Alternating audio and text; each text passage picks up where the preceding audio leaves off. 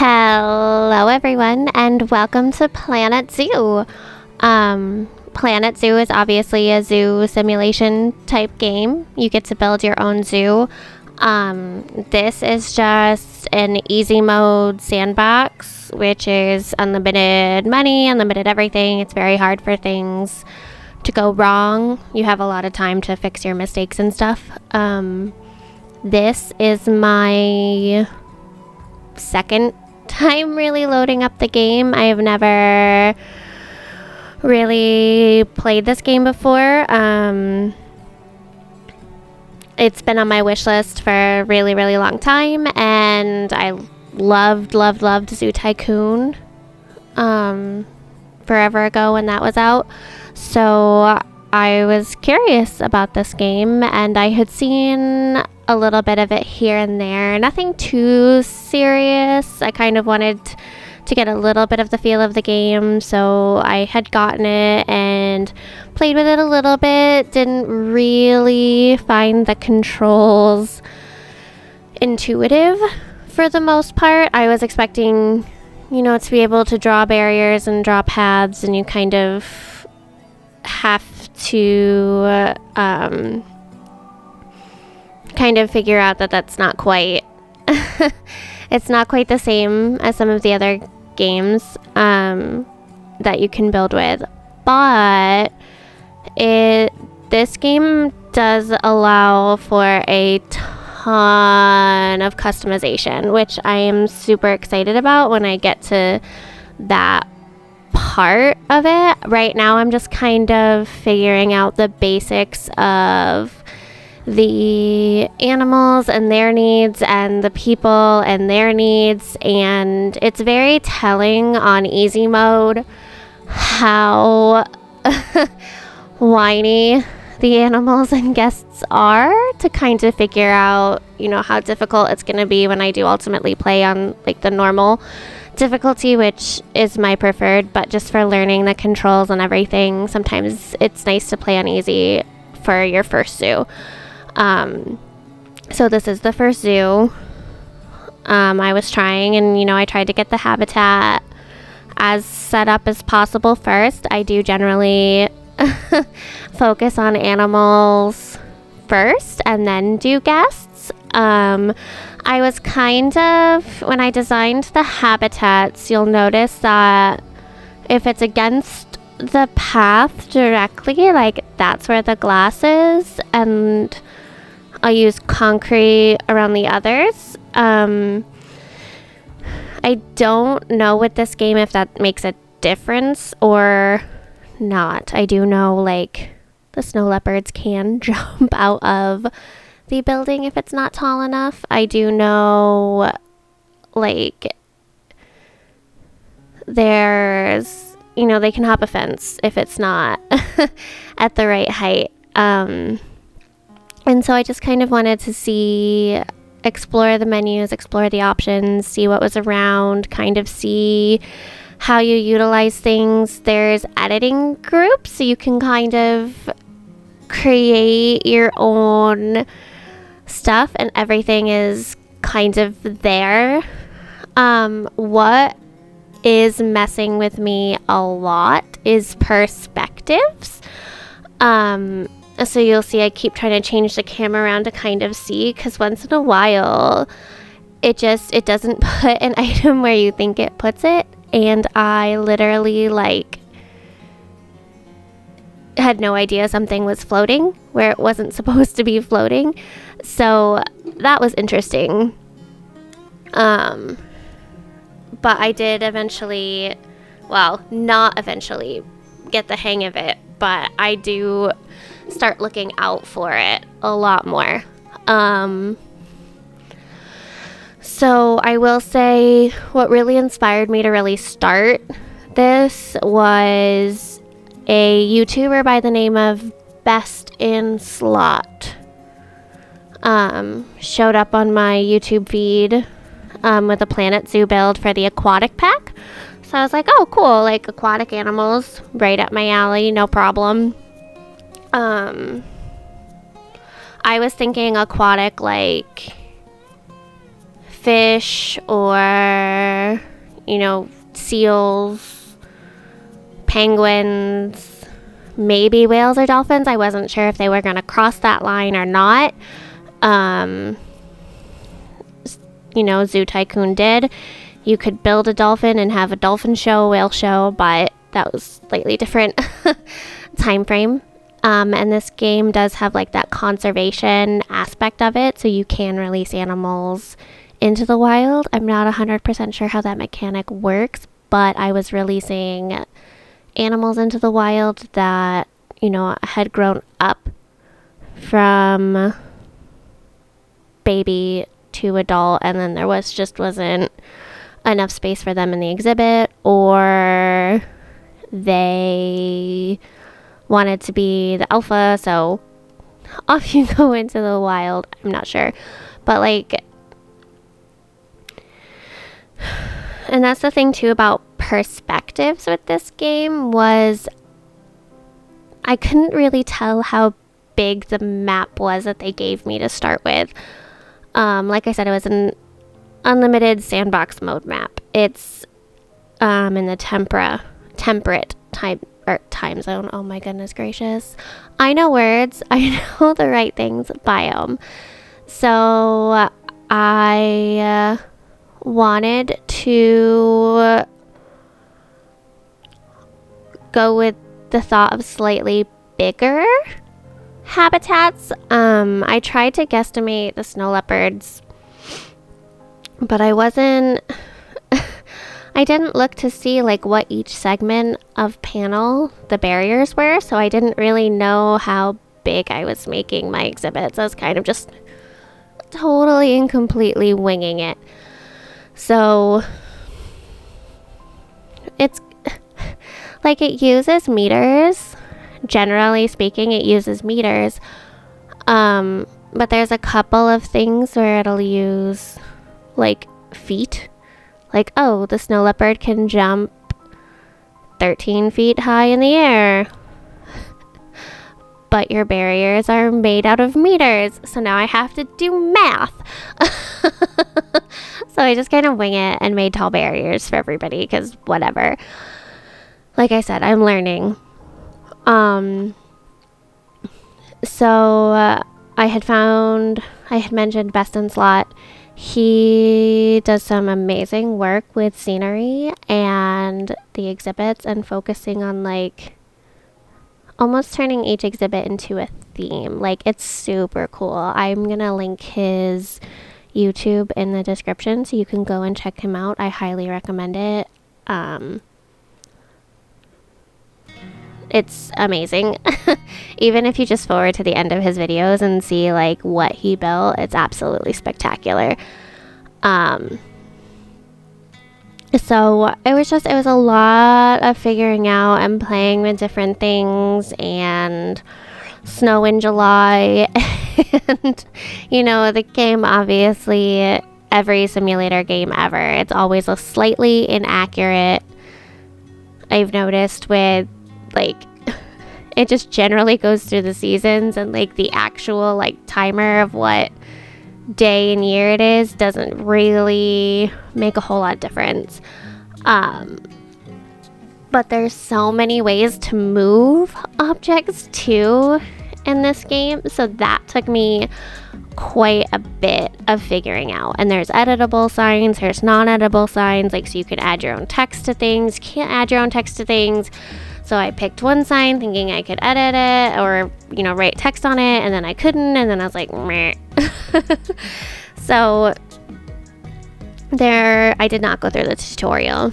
They have the little help thing up in the corner that I utilized once in a while, but for the most part, I was just kind of exploring and experimenting, and I kind of had an idea in my head for what I wanted for the snow leopard part, and what I wanted, and I wanted this just snowy tundra Antarctic area. I wanted to have penguins, polar bears, snow leopards, Arctic foxes, which we don't have. We have Arctic wolves. So I didn't realize, when they say, oh, there's 95 animal species, you think that's a lot. And it is, like, don't get me wrong, 95 animals is a lot. But that does include, like, the exhibit animals. So instead of having, like, a full habitat, it's one of those, like, almost reptile house exhibits, I want to say, where they're in, like, the glass tank that's, like, self-regulating, essentially. So you have those as an option as well. And there's quite a few animals that are in that bracket of designation, which is, like, you need those types of animals. It's very accurate representation of having them in a zoo. But I was just a little disappointed in the overall options, I guess, for some of the things. Like Arctic foxes would have been nice. There's no real birds. Like, there's some peacocks and, like, the ostrich, and I think there might be an Australian bird in the Australian pack, but it's not, there's no, like, owls or eagles or birdhouse or anything like that at this point for this game. So there's definitely a lot of room for them to expand, which I hope they do continue to do. Granted, it would all be in downloadable content at this point, but I think that that's okay. And here we have little baby snow leopard being born, and takes forever for little baby snow leopard to be born. So it's kind of, you know, looking around at the things too, and just the different things, like, oh, like, how do they simulate the birth? And they tell you way before it happens that it's gonna happen, and then just little baby appears. But the babies are super cute. So we have a little baby snow leopard. Yay! So yeah, I was just kind of trying to, because what the thing with Zoo Tycoon is they made it pretty easy on you. Like, it was, if the animals were in the exhibit, they would literally get, like, happy faces or sad faces whenever you did anything to the exhibit. If you added a plant, they'd get a happy face or an angry face. Like, obviously this does not do that, so I kind of, but they do have little slider bars to tell you yep or nope. And overall, the scenery in the exhibit does make a bit of a difference, but it doesn't seem like it makes too much of a difference, which is nice. And you can go crazy all out with decorating and stuff. And actually, I have recently found a person, I'm not gonna say her name correctly. I feel so bad. What's her name? It was, oh no, DeLadysigner. I'll link her too. She's got builds and stuff as well, but she has tutorials, which I had not found at this point in my building. I found her tutorials after I had built this first part, the snowy escape part of the zoo. So I'm hopeful that after I watch a couple more of her tutorials and tips and tricks and things, and even just watching other people build can be really helpful to pull inspiration from. And I don't think it was yet. I think it's later when I'm trying to decorate, like, the scenery and stuff. I was looking at blueprints, which is an interesting mechanic, and I wasn't really sure how to go about them. They have their own little separate section, and if you are part of the Steam community, you can look and subscribe to somebody's downloads, or not downloads, but their creations. They post it on the Steam community for you to hit the little subscribe button to, and it'll put it in your game for you to access, so you can put it in your game, which is pretty cool. There is apparently some issue with like the habitats, like you have to add your own barriers, I guess, for most of those if you do like a full habitat. But they've got signs, they've got scenery, they've got full-on zoos, they've got amazing spectacular builds.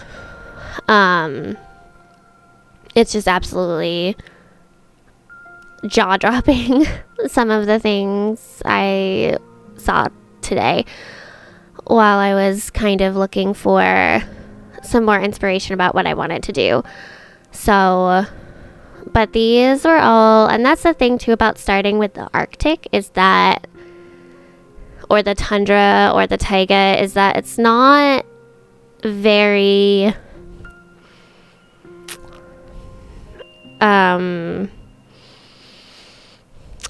I mean, it can absolutely be mountainous. Like the snow leopard lives in a mountainous area, and you kind of saw me at the beginning trying to play with the terrain because I assumed the terrain levels mattered, but they really didn't seem to have much of an effect on the snow leopards or their happiness. It didn't really seem like height and like the amount of like how high or low the terrain was at any given point didn't really seem to affect their overall habitat, which was interesting.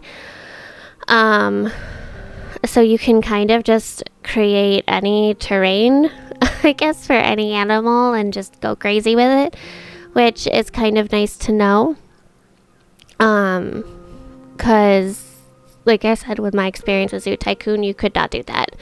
If you had a American bison in a mountainous range, he would not be happy. And if you had a snow leopard that didn't have a mountain, they would not be happy. Like, it was a very, you gotta make the animals happy, right? And they gotta have, you know, pretty close to their environment situation.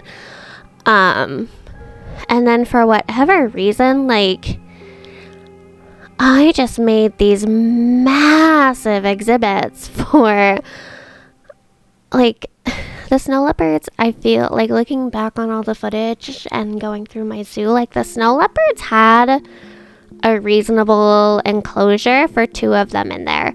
Like, honest answer, I was kind of like, oh god, I put 2 of them in there, they're gonna kill each other. Which, as soon as the baby grew up to adulthood, that's when we ran into the issue, and that's when it was, the snow leopards are fighting because they don't have enough space. And you'll see when that happens that I instantly, like, stop what I'm doing, and I have that habit of whenever an animal has a problem, I stop what I'm doing and I go fix the problem. So I'm trying to, you know, I'm building, but I'm also learning how to manage the animals, because I haven't done any of the scenarios or anything yet, and it'll make it a lot easier if I know how to handle different situations. Like, I'm sure the tutorial will tell you how to handle some different situations and how some situations will just play it out, but not quite. The only weird part about this game is, like, they give you complete and total, like, control over where you can put things, but then randomly some things are on a grid. Like, the solar panels, I think, were on a grid, and the, like, staff buildings, I think, were on a grid. So, which is fine, mostly, but then your bath is all not grid-like. It was just a weird, because I ran into that a couple of times where things looked straight, and then you had a grid piece, and you're just like, well, I was super wrong with where that was placed. But I'm not good with straight lines. This was a challenge for me. Like, can't do straight lines. I can't do...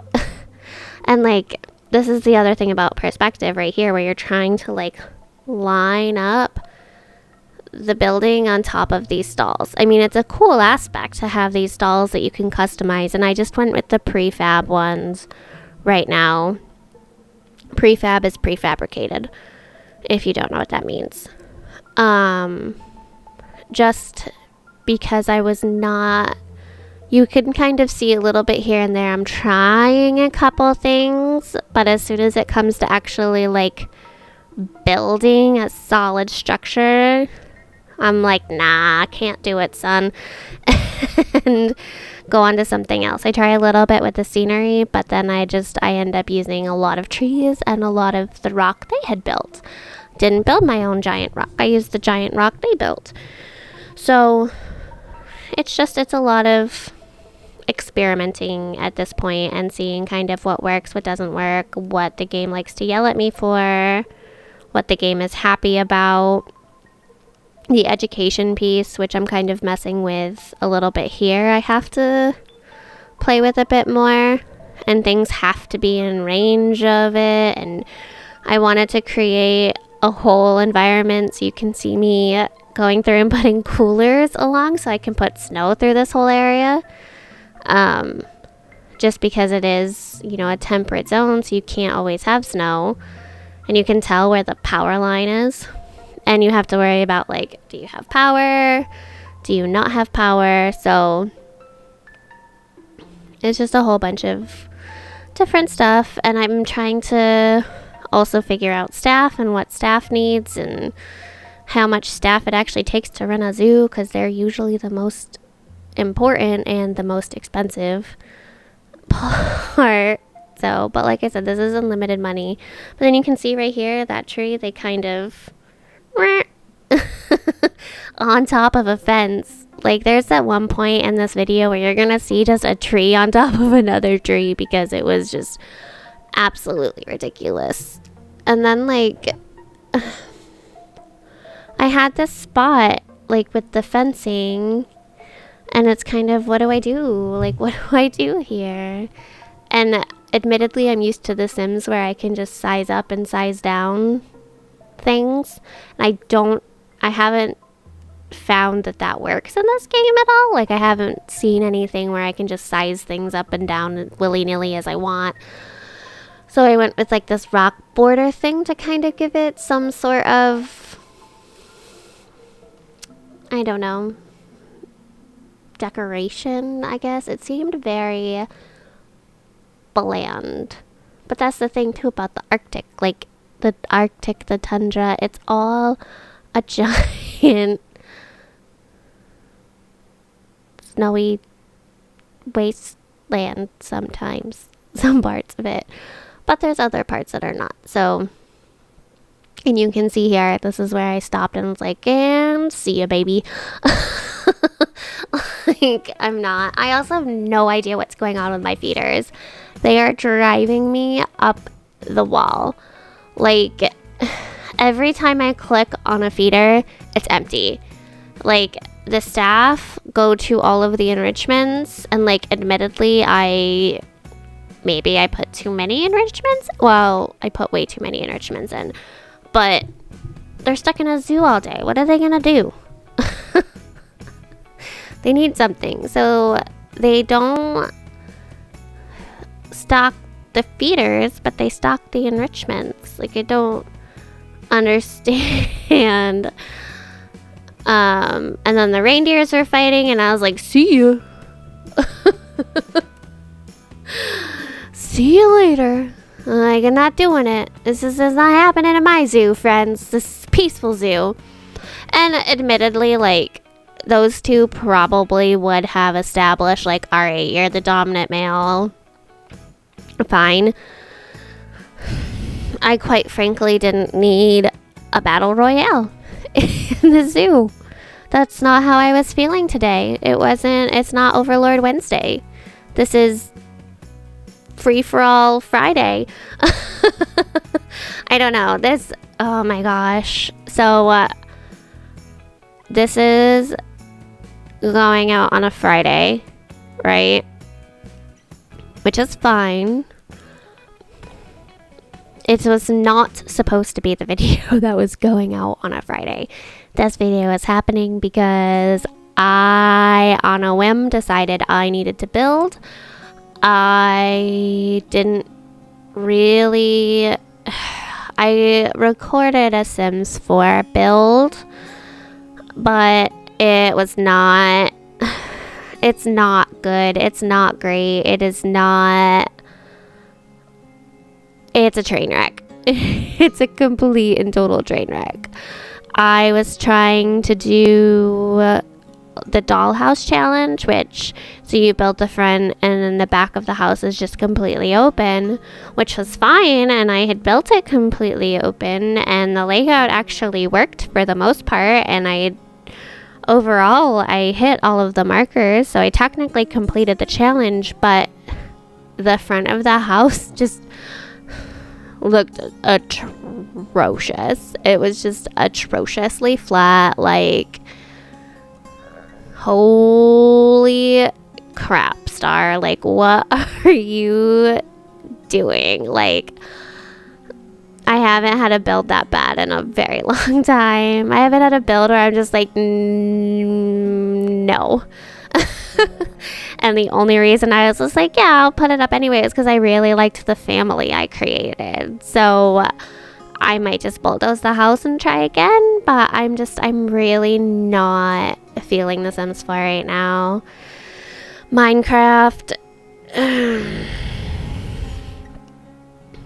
I undertake some large projects in Minecraft, so I don't mind taking a little bit of a break and learning a new game. So I was gonna do a different new game called Pumpkin Jack. It looks super fun. I did the beginning part of it, thought everything was recording nicely and happily, and it was not.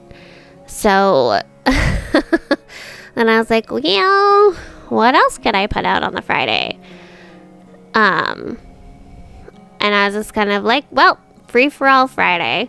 Let's just have a nice, peaceful music day and have some building and a small little voiceover of me talking. I say small little voiceover. I've been talking for almost 30 minutes. So here you can kind of see I just wanted to like hide all the blank space from the guests, and I suddenly realized like I've got way too much space in the middle.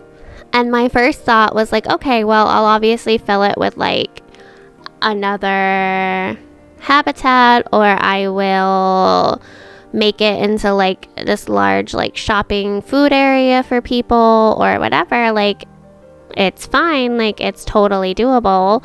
So I was like, okay, I'll build the doll sheep, that's fine. So let's see where this takes me. So I was like, okay, and then I was like, oh,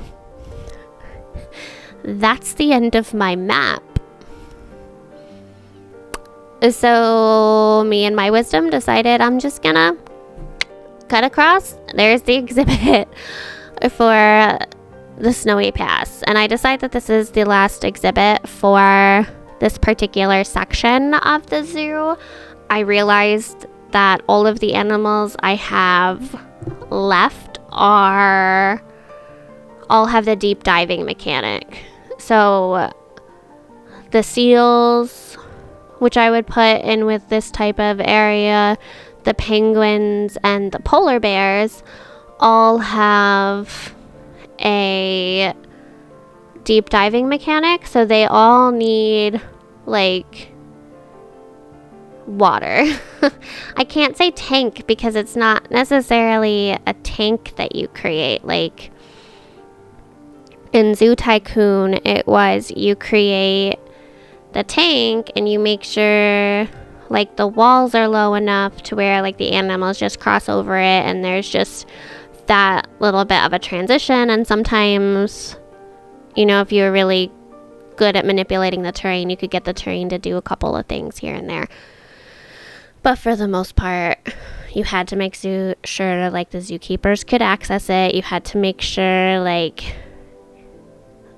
everything was functioning, and like it was very tank, like you couldn't make it into a natural habitat. So I was nervous about doing that, because like I had said in the videos I had seen, there is no separate tank. Like, it's not like you create a tank of water. It's, you are creating a pool or a natural ocean, essentially, for these animals to go and dive into. So it was just, okay, I will make those 3 a separate thing. I'll kind of go into how to build them a little bit and kind of see if there isn't, you know, a way to kind of do it a little more easily. Because in my head I was just like, I have no idea what I want to do. So all of this blank space, I'm like, I can't put guests behind here. Like, this is an absolute chaotic nightmare of solar panels and staff buildings, and I needed more staff buildings. So I was like, all right, more staff buildings it is. And now I just have like a waste of space. So that is the hope with, I left myself just enough space to squeeze a path in there. The paths are so funny in this game too. Like, I'm gonna have to play with them more. And I play with them a lot more in the next section too. So this was weird to me too. So it kept telling me like they were struggling with the education box, but then they were fine. But after the fact, I saw a couple of places where they, you know, built up their stairs, because you can do stairs with pathways apparently, which I did not know during the creation of this process. So I mean, it makes sense to have elevated paths, and I saw the elevated path option. I didn't register making elevated paths for this section, but you can make elevated paths, and you can elevate them in such a way to where they are, if your exhibit walls, I feel like, are not as tall as mine, because I sincerely don't think that the reindeer and the sheep need walls that high. Like, I'm honestly gonna have to like pay better attention to the book on what is actually necessary here. But like, these are all the exhibits that I decided I needed for the Snowy Escape. I change it to Snowy Pass later. I don't actually know if I record the part where I do that, but these educational boards were pissing me right off. Like, they did not want to work. Like, I don't know if they're connected to the habitat door and they are just too far away from the door or what, but they're making me grumble. They're making me mad. And also, like, I was looking at the Steam community. There are some people that have made some fantastic boards. So later on in this zoo, I might experiment with those blueprints a little bit, or try building my own, or I might just wait until like a better zoo to do it, because obviously this is just like a I'm playing with stuff zoo. It's not a like, this is my gorgeous zoo. Like, this is not a gorgeous zoo. This is not a gorgeous zoo. This is, I know what a zoo is. I know that zoos have things and other things and more things. That's what the zoo is. And like, I am legitimately gonna have to figure out like how much space these goddamn animals need, because like, again, I don't think I recorded it, but like my wolves, I ended up packing like 2 or 3 more wolves in there, and I was thinking like that was gonna be way too much. I was thinking like the reindeer and the sheep aren't gonna have enough space, but letting the zoo run for a bit, they seem to have more than enough space.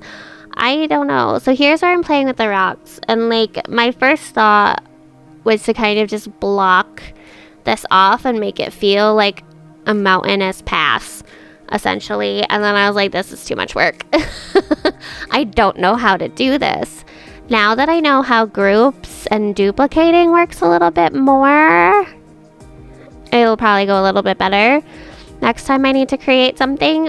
But I don't necessarily think I'm gonna go back and seriously edit anything, if that makes sense. Like, I'm not gonna rework this zoo or any part of this zoo. Like, when I build it, I might add some more scenery, I might add some more details to practice like detailing and stuff, but I'm not gonna focus on rehashing the same thing over and over and over again, you know?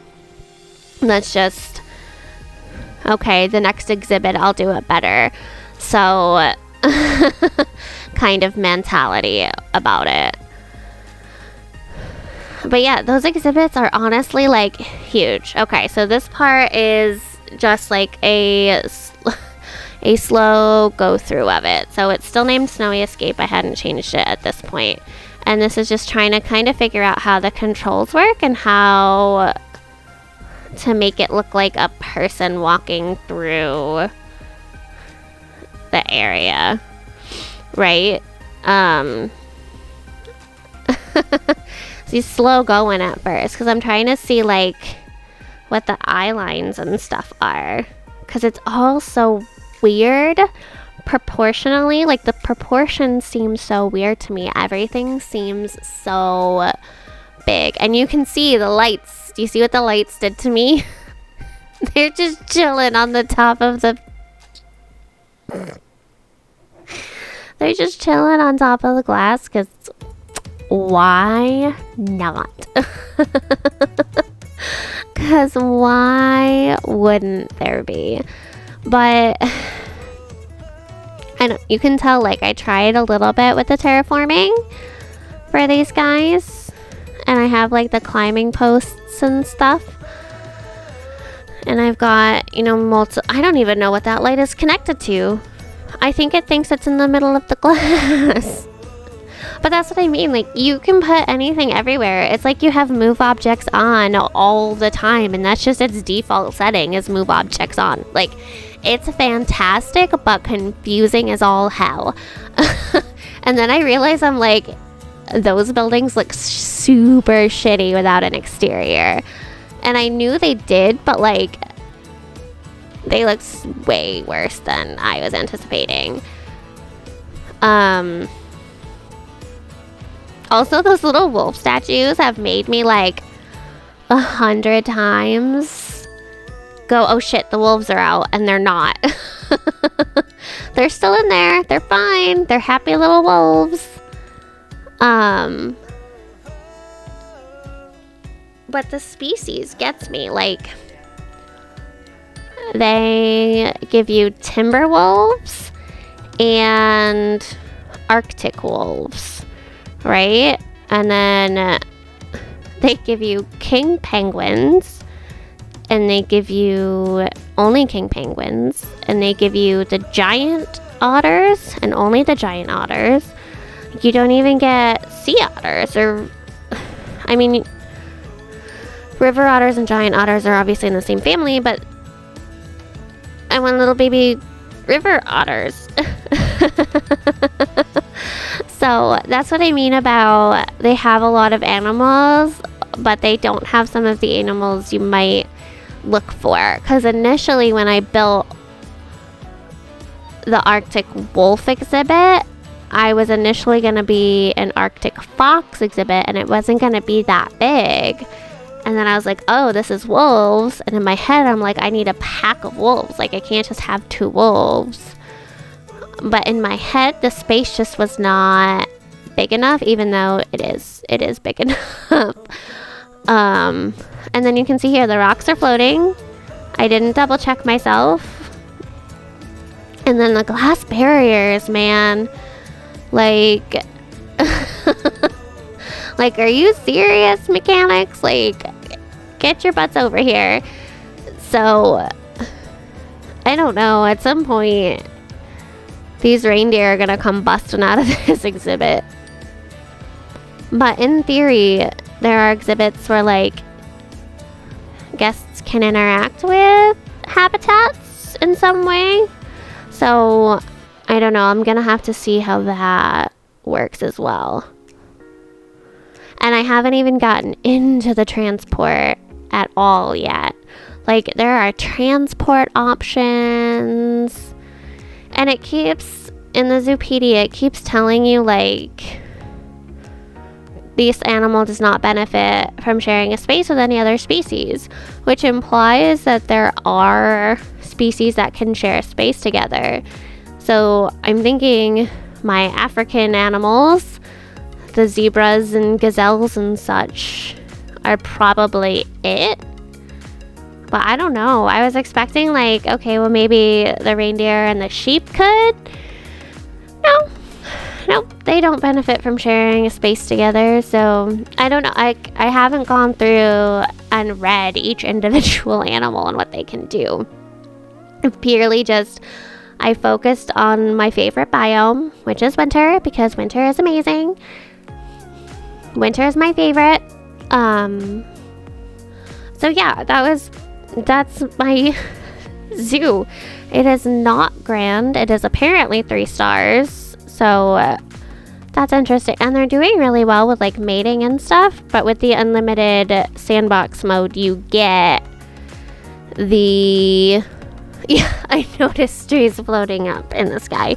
You get all the research and everything. So you don't have to research anything or worry about that at all. It's just play the game, build your exhibits, do whatever the heck you want. Which, it's nice, especially in a game like this.